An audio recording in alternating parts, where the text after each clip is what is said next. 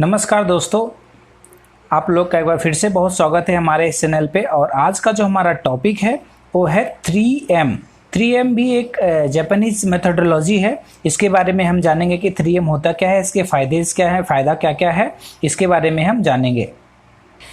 3M start करने से पहले मैं आपको ये बता दूं कि हमारा जो ये चैनल है इस पे आपको इंडस्ट्रियल स्किल के बारे में सारे इन्फॉर्मेशन प्रोवाइड किए जाएंगे। इंडस्ट्रियल स्किल में क्या क्या होता है, PDF क्या होता है, FMEA क्या होता है, कंट्रोल प्लान क्या होता है, वर्क इंस्ट्रक्शन क्या होता है, APQP, PPAP, MSA, SPC, 7QC, ये सारे इन्फॉर्मेशन आपको मिल जाएंगे। अभी तक हमने self introduction, body language, industrial introduction, engineers and managers की स्किल, 5S, काइजन, पोकायो के 3C, ये सारे वीडियोस हमने डाल दिए हैं। अगर आपने अभी तक मेरा चैनल सब्सक्राइब नहीं किया है तो सब्सक्राइब कर लें ताकि आपको ये सारे वीडियोस के बारे में इंफॉर्मेशन मिल जाए। ओके दोस्तों, अभी हम स्टार्ट करते हैं। What is 3M? It is a Japanese terms related to 3 kinds of waste which needs to eliminate for quality improvement and cost reduction.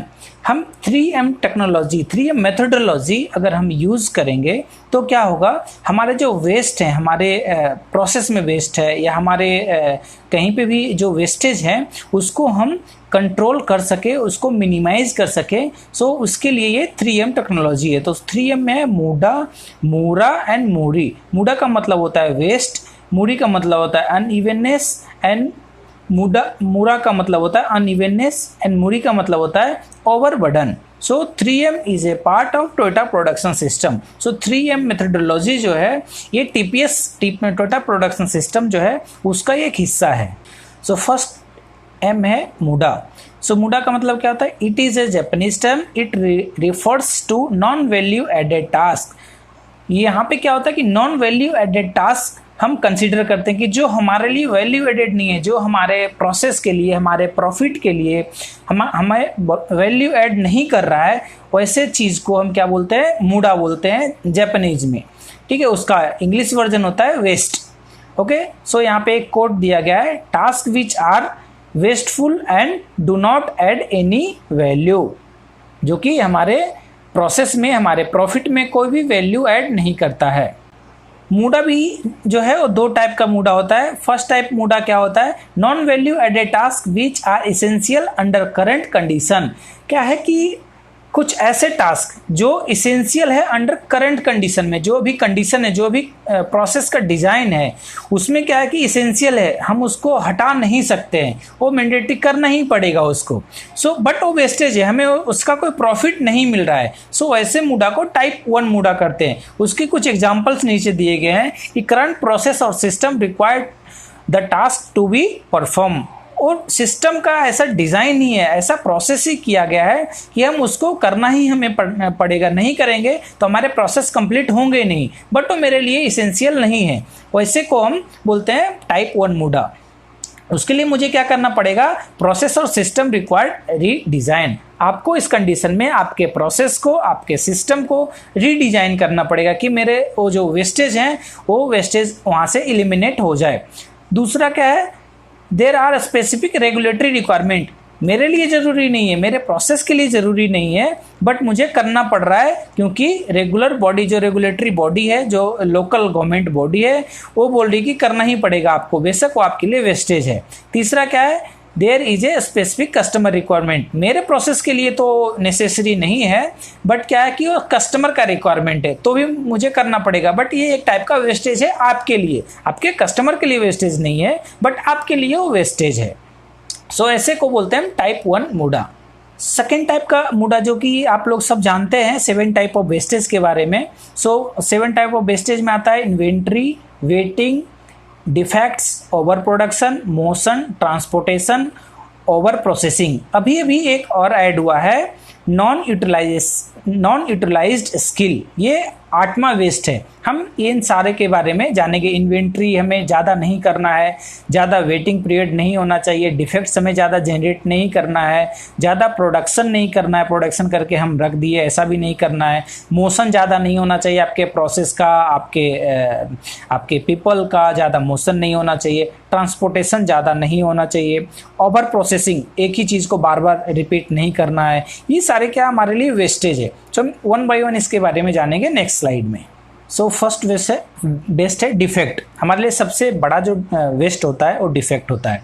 So product और service that are out of a specification that required resource to correct. Defect किसको बोलते हैं? जो अपने specification को, जो अपने limit को मीट नहीं किया हो, उसके आउट में चला गया, बाउंड्री के बाहर चला गया है, वैसे पार्ट को, वैसे प्रोसेस को, वैसे सर्विसेज को हम क्या बोलते हैं? वो मेरे लिए डिफेक्ट है, जो कि अपने स्पेसिफिकेशन को मीट नहीं किया है। एग्जाम्पल के लिए कोई एक पार्ट है जिसका कि डायमेंशन मुझे 10 ± 2 मेंटेन करना था, मीन्स 10.2 मैक्सिमम मेंटेन करना था, बट वो जब बना, जब उसका प्रोसेस हुआ तो क्या हुआ? 10.25 आ गया, मीन्स 0.05 ज़्यादा आ गया। तो क्या बोलेंगे? वो पार्ट मेरे लिए डिफेक्ट पार्ट है। सो ऐसे चीज़ को हमें इलिमिनेट करना है हमारे प्रोसेस से। सेकेंड टाइप का जो वेस्टेज है वो है over production. So over production होता क्या है? Producing too much of a product before it is really to be sold. क्या करते हैं हम कि हमारे पास ऑर्डर नहीं होता है, फिर भी हम प्रोडक्शन करके रखते हैं कि शायद ज़्यादा ऑर्डर आ जाए। सो ऐसा करने से क्या होगा कि अगर सपोज करो ऑर्डर नहीं आएगा तो आपका प्रोडक्ट तो वेस्टेज ही है। वेस्टेज किस लिए? ज़्यादा दिन रखने के लिए रखेंगे तो क्या होगा? आपको रखने का जगह चाहिए। आपको अगर रख भी लिए, सही से जगह मिल भी गया तो क्या होगा? आपका उसमें रस्ट लगने का चांसेस आ जाएगा, उसमें डर्ट आ जाएगा, फंक्शनल फेल हो सकता है। सो ये ओवर प्रोडक्शन हमें नहीं करना है। जब जितना हमारे पास ऑर्डर आए उतना ही हमें प्रोडक्शन बनाना है। अगर हम ऐसा नहीं करेंगे तो अगर हम ज़्यादा करेंगे तो क्या होगा? वो ओवर प्रोडक्शन टाइप के वेस्टेज में गिना जाएगा। थर्ड है वेटिंग। वेटिंग का डेफिनेशन क्या बोल रहा है कि waiting for the previous step in the process to be complete. हमें वेट नहीं करना है, हमें हमारा वेटिंग जो है कम से कम होना चाहिए। पहला जो प्रोसेस है और दूसरे प्रोसेस के बीच में जो वेटिंग पीरियड है वो 0 होना चाहिए। पहला अगर प्रोसेस कंप्लीट हुआ वहीं पे दूसरा प्रोसेस भी कंप्लीट हो जाना चाहिए। प्रोसेस ए को कंप्लीट होते होते प्रोसेस बी भी कंप्लीट हो जाए, क्योंकि जो प्रोसेस ए से प्रोसेस बी में मेरे पास मटेरियल आएगा उसके लिए मेरे पास मशीन की अवेलेबिलिटी होनी चाहिए। सो वेटिंग पीरियड आपके पास कम होना चाहिए। वेटिंग का जो प्रोसेस वेटिंग टाइम है वो कम होना चाहिए। फोर्थ जो भी ऐड हुआ है, न्यू एडेड है, नॉन यूटिलाइज्ड स्किल्स। ये क्या है? Employ that are not effectively engaged in the process.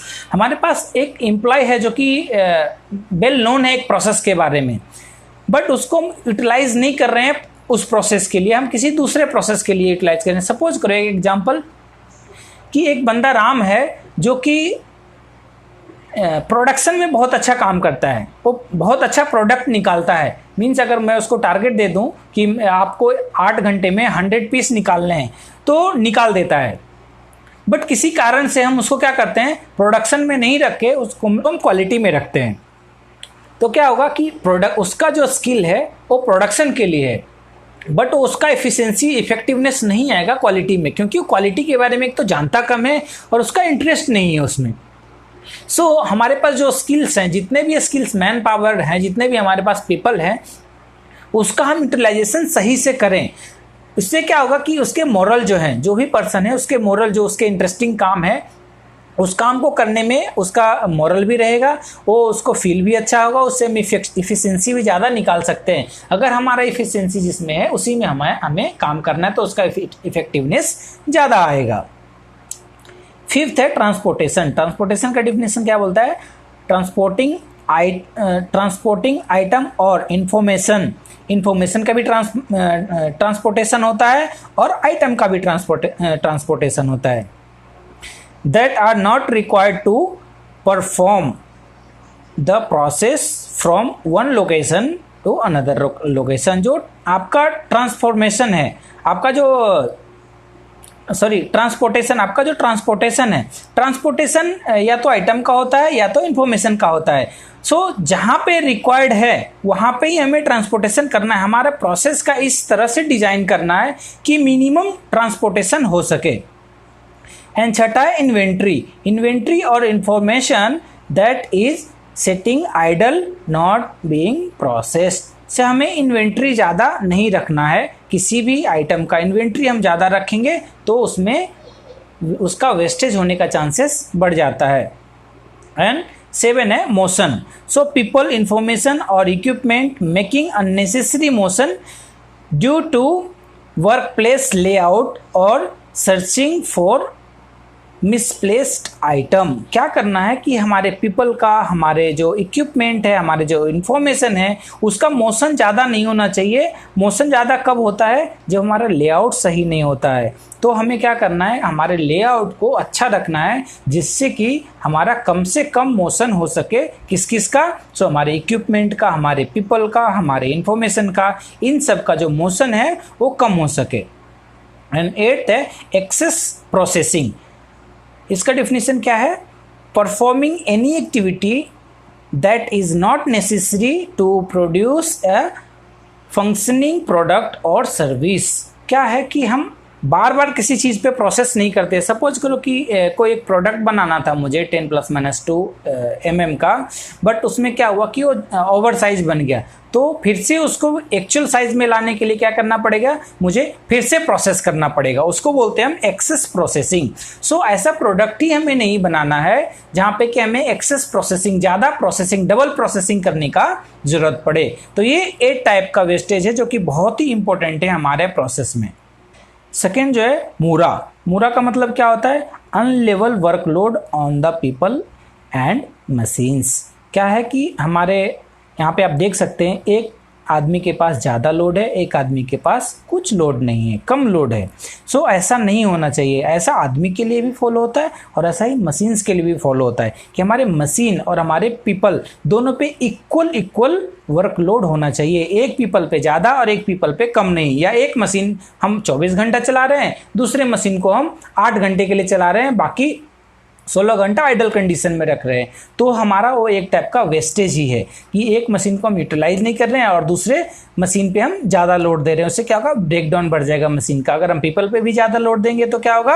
हमारा पीपल बीमार पड़ जाएगा, इलनेस उसमें ज़्यादा आ जाएगा, थकान ज़्यादा आ जाएगा, उससे हम ज़्यादा पार्ट नहीं निकलवा सकते, उससे हम ज़्यादा काम नहीं निकलवा सकते। तो आपका इस तरह से मैनेजमेंट होना चाहिए कि पीपल और वर्क दोनों पे इक्वल वर्कलोड होना चाहिए। एंड थर्ड एम है मूरी। मूरी क्या बोल रहा है? अनरीचेबल बर्डन और overloaded on people and machines. क्या है कि हमारे मशीन पे और हमारे पीपल पे ओवरलोड नहीं होना चाहिए। आप देख सकते हैं इसमें अगर ज़्यादा लोड देंगे तो क्या होगा? पीपल या मशीन ब्रेकडाउन चला जाएगा, ज़्यादा ब्रेकडाउन होगा। तो हमें क्या करना है कि लोड ज़्यादा नहीं, ओवरलोड नहीं देना। हमें काम डिफाइन करना है कि हमारे पास 7 मैन पावर है तो 7 मैन पावर के लिए 7 इतना 10 वर्क है और 10 वर्क लोड इक्वल होना चाहिए। सातों पीपल पे इक्वल वर्कलोड होना चाहिए, एक पे ज़्यादा एक पे कम नहीं। अगर ऐसा होगा तो क्या होगा? हमारा पीपल जो है वो उसका तबीयत खराब होगा, वो जल्दी सिक हो जाएगा, वो बीमार हो जाएगा, लीव मारेगा, सिक लीव मारेगा। तो हमारा जो आगे का प्रोडक्शन है वो अच्छे से नहीं निकल पाएगा। सो ये 3M मेथडोलॉजी बहुत इंपॉर्टेंट है। ये हमारे मैन से रिलेटेड ये सारे एम हैं। सो 3M को आप एक ही पिक्चर में देख सकते हैं। मूडा जो वेस्टेज को बताता है, मूरा जो अनइवननेस वर्कलोड को बताता है, और मूरी जो ओवर वर्कलोड को बताता है। ओके दोस्तों, सो ये 3M मेथडोलॉजी जो है वो कंप्लीट हो गया। इससे रिलेटेड अगर आपको कोई भी क्वेश्चन है तो आप मुझे ज़रूर jmsinstitute2020@gmail.com पे सेंड कर सकते हैं, या फिर आप कमेंट बॉक्स में अपने क्वेश्चंस को डालें ताकि मैं आपको आंसर कर सकूं। Thanks for watching my full video. अगर मेरा ये वीडियो पसंद आया हो आपको तो आप मेरे वीडियो को लाइक करें। अगर आपने अभी मेरा चैनल सब्सक्राइब नहीं किया है अभी तक तो सब्सक्राइब कर लें ताकि आपको सारे वीडियोस के बारे में इंफॉर्मेशन मिल जाए। और अगर आपको ये वीडियो पसंद आया हो तो आप अपने कुलीग, अपने दोस्तों के साथ ज़रूर शेयर करें। थैंक यू, धन्यवाद।